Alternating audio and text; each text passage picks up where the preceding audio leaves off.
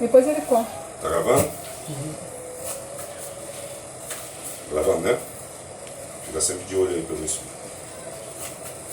Bom, meus irmãos, estamos aqui em mais um culto familiar. É o terceiro, né? Em nome de Jesus, tá? Foi decisão da minha esposa, Sandra. É uma prática muito excelente para a nossa alma, tá?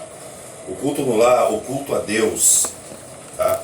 Você trazer Deus para a sua vida é como você alimentar o seu espírito, é como você dar um prato de comida para o seu espírito, né? Nós alimentamos o nosso corpo, ainda mais o meu aqui que está gordinho, mas quando você faz as coisas de Deus, quando você confia, você cultua o Senhor, então você está dando alimento para o seu espírito. E acredite, meus amados, nesses tempos tão ruins, para o mundo, o ano de 2020, com essa pandemia, com crise, foi terrível. E a tendência, pelo que está escrito pela palavra do Senhor, é só piorar. Porém, o Senhor guardará, tá? No próximo culto lá, se o Senhor assim permitir, eu vou pregar sobre Apocalipse 12 e vou mostrar que apesar de vir acontecimentos terríveis, também tem o refrigério. Mas o refrigério não adianta a gente se enganar nós mesmos, amados. Somente com Cristo. Apenas com Cristo. A nossa razão, o nosso espaço não vão levar a nada. A palavra que eu preparei para hoje está no começo da Bíblia, só que a gente vai dar uma passeada aqui. Eu fiz uns rascunhozinhos aqui, porque eu ainda não estou craque. Ele está em Gênesis, uma história muito conhecida de todos, né? Que é de Adão e Eva. Antes eu gostaria de ler aqui, a gente vai ler várias passagens, o que Isaías está dizendo, tá? Aqui em Isaías, no capítulo 46, no versículo 10 diz assim, ó: desde o princípio anunciei o futuro, desde a antiguidade aquilo que ainda não acontecera. Eu afirmo, o meu propósito será realizado e certamente farei tudo o que me apraz. Isso é o Senhor falando pela boca de Isaías, do profeta Isaías, tá? Ou seja, ele está dizendo aqui que desde o começo. Então, quando ele fala que desde o começo, vamos lá para Bereshit, né, que é o Gênesis, mais especificamente aqui que eu marquei, que é o tom dessa mensagem de hoje, dessa breve mensagem de hoje. A história é muito conhecida, né? Quando ele fala que anuncia o fim desde o princípio, a gente vai pelo princípio. Então, o princípio diz aqui, né, Gênesis, capítulo 1, é isso? Capítulo 1, no princípio Deus criou os céus e a terra entretanto era sem forma e vazia. A escuridão cobriu o mar e envolvia toda a terra, e o Espírito de Deus se movia sobre a face das águas. Aí eu faço uma pergunta para vocês. Deus faria algo sem forma e vazio? Ainda mais o planeta, ainda mais no início, a terra que nós habitamos até hoje. Será que ele faria sem forma e vazio? Será que ele precisou fazer a terra sem forma e vazia para depois ele ir fazendo aos poucos? Eu não acredito. Que tudo é feito pelo poder da sua palavra. Isso aqui nada mais, nada menos, meus amigos, tá? Que estão me ouvindo, meus familiares aqui, tá? Ele está dando uma profecia logo no primeiro capítulo da Bíblia. A Bíblia, além de espírito, ela tem diversas revelações. Conforme eu vou tentar para mostrar para vocês os textos que eu vou ler. É como não, né? Mas só que, metaforicamente, a nossa vida fosse a terra. E ela está sem forma e vazia. Aonde Satanás bate, ele deixa sem forma e vazia. Porque quando o mundo foi criado, Satanás já tinha sido precipitado. Tanto que quem é que apareceu para Eva? A serpente, que era Satanás. Então, aonde o diabo bate, não é isso? deixa sem forma e vazia. A primeira coisa que Deus fala está escrito. E haja luz. Mas João está dizendo, Jesus fala assim, eu sou a luz do mundo. Ou seja, quando a sua vida está sem forma e vazia, chama Jesus. Depois que Jesus entra na sua vida, aí Deus começa a dar forma para a sua vida.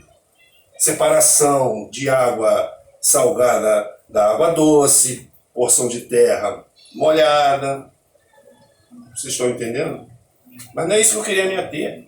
Porque depois que o Senhor criou tudo isso e viu que era bom, ele criou o homem e viu que era muito bom. E depois ele criou Eva, que quer dizer mãe de todas as nações, de todos os seres humanos, vamos dizer. Uma disjuntora para andar ao lado de Adão, como nós conhecemos até hoje. Tá? A Eva também representa a igreja, mas isso aí é para outra mensagem, tá, meus amados? Para não botar a carroça na frente dos bois. O que eu queria ler é esse texto aqui de Gênesis, no capítulo 3. Depois que eles desobedeceram, né? Aí o Adão, ao invés de assumir, porque Deus falou diretamente para ele, para não comer da árvore da ciência do bem e do mal, Adão desobedeceu. Ele teria que ter falado para Deus, assim, me arrependi, o Senhor disse, mas mesmo assim eu fiz curiosidade. Não é botar a culpa na mulher, não. Aí a mulher foi botar a culpa na serpente. No final da história, os três dançaram, né? E a história a gente conhece até hoje. Depois desses eventos, está escrito assim. Assim Adão deu à sua mulher o nome de Eva, porque ele seria a mãe de toda a humanidade. Fez Yahvé Deus 2 túnicas de pele e com ela vestiu Adão e Eva, sua mulher. Então Deus declarou, eis que agora o ser humano se tornou como um de nós, conhecedor do bem e do mal. Não devemos permitir que ele também estenda a sua mão e tome o fruto da árvore da vida e comendo possa viver para sempre. Por isso o Senhor expulsou o ser humano do jardim do Éden e fez que ele lavrasse a terra do qual ele havia sido formado. Deus baniu Adão e Eva do lado leste do jardim do Éden. Eu gostaria dessa parte aqui, que é aqui que começa a mensagem, tá? Vou ler de novo no versículo 24. Deus baniu Adão e Eva no lado leste do jardim do Éden e estabeleceu seu querumbins uma espada flamejante que se movia em todas as direções, evitando assim que alguém tivesse acesso à árvore da vida. Louvado seja o nome do Senhor. Por desobediência, por causa do pecado, que Deus falou A, Adão fez B, não se arrependeu, eles foram expulsos do jardim do Éden. E foi colocada uma espada flamejante que andava para todos os lados, uma espada pegando fogo para lá e para cá. Vocês imaginem a cena. Por que o Senhor colocou isso? Qual a ideia de vocês? Não é isso? Então, eu já tinha lido o Isaías. Para a gente entender por que uma espada flamejante, primeiro vamos lá em Efésios. Eu marquei aqui, vamos lá para Efésios, a Bíblia grossa aqui. Opa, estamos chegando.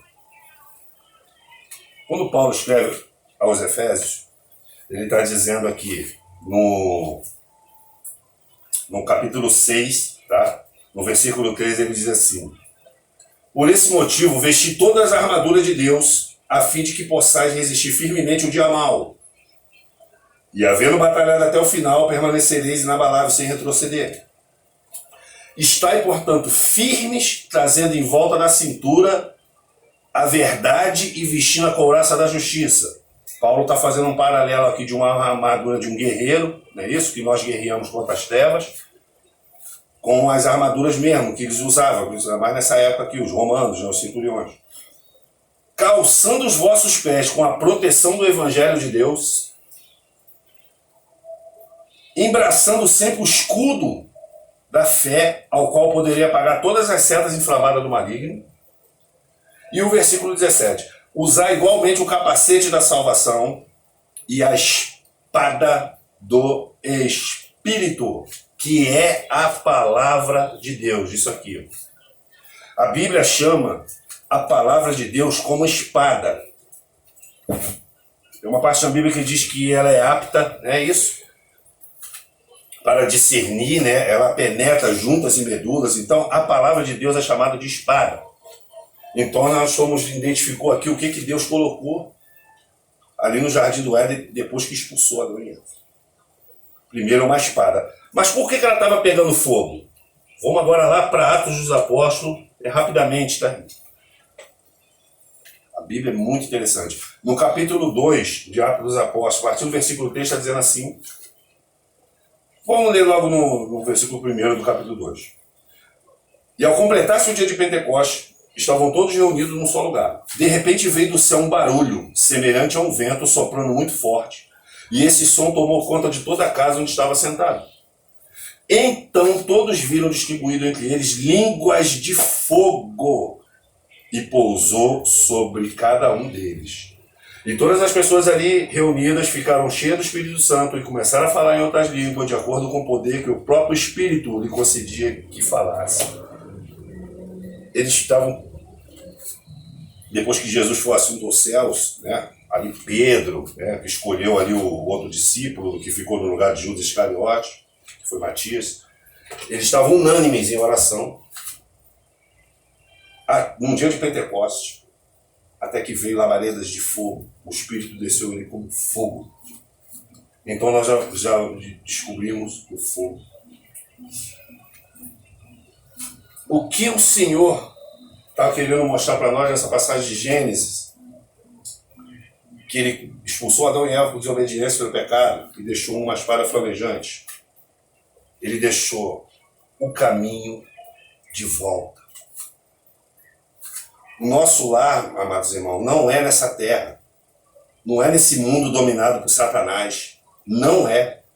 A nossa natureza não é terrena. A Bíblia fala que nós somos embaixadores do céu.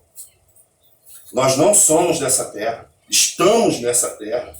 Jesus diz assim, mandou uma oração ao Pai. Ele diz assim, Pai,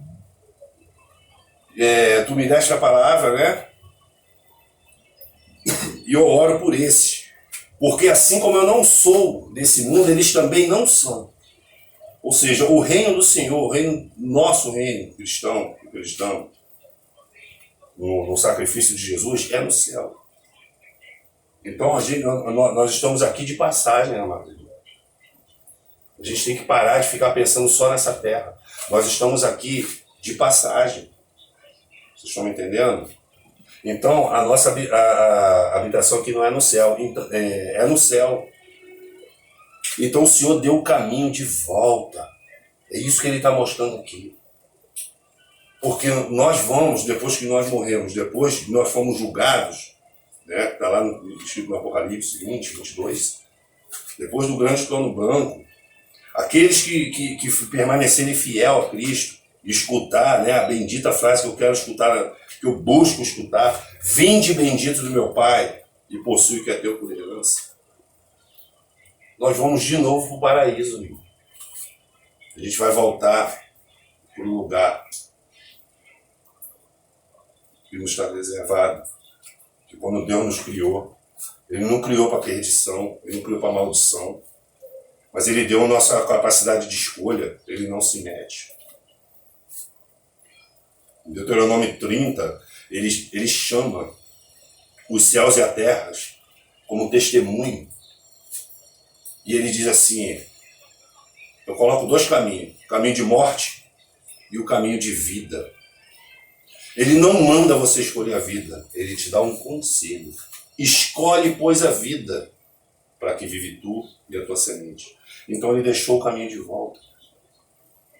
Mas para você entrar no paraíso de novo, para a nossa salvação, ela depende da espada, amado. Não adianta correr disso. Não adianta ficar acreditando em pastor. Não adianta só em pastor. O bom pastor, o pastor bíblico, ele lê a palavra. Mas a gente tem que ser como bereanos. Bereanos também lá, está em Atos dos Apóstolos. Se ele falou uma coisa, você achou estranho, vai lá e checa. Vê se está escrito. Mas para você ver se está escrito, você tem que dominar isso aqui. Essa Bíblia, a palavra de Deus, Quando a pessoa falar de Deus, ela obrigatoriamente tem que saber da Bíblia. Senão vira conselhos da vovó. Conselhos da vovó pode ser bom, mas não salva. A palavra de Deus que vai salvar. E quando você, começa a viver as páginas da Bíblia, sair daqui e viver na tábua do seu coração, viver na sua vida, os conselhos de Deus forem seguidos, não tem jeito. O Espírito Santo vai descer sobre você. Vai descer sobre você. E assim como nós lemos aqui em Atos, fogo. Então o que Deus está falando? Quer voltar para o paraíso? Quer ficar na minha presença, que ele descia toda tarde para ver Adão, antes desse episódio aí da maçã. Da maçã, né? Maçã, também a pessoa fala que é maçã. É o fruto, né? O fruto. Deus vinha toda tarde visitar Adão. Quer? Deus está falando, você quer a minha presença de novo? Palavra de Deus e Espírito. Como é que a gente pega o Espírito? A palavra eu tenho.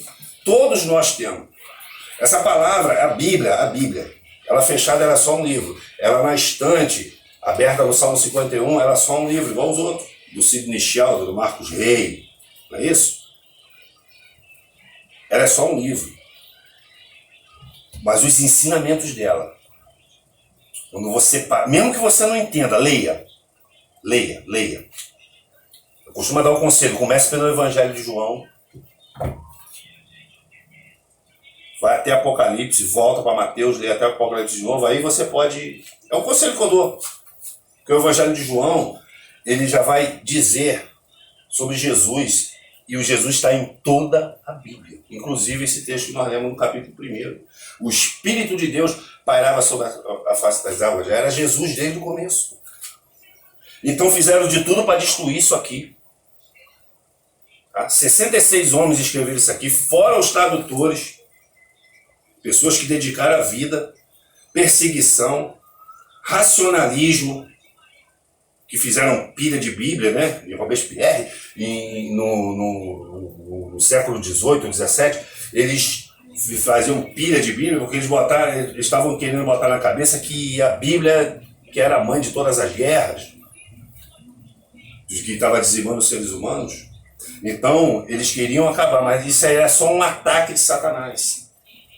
Então, Deus fez a Bíblia ser o livro mais vendido do mundo.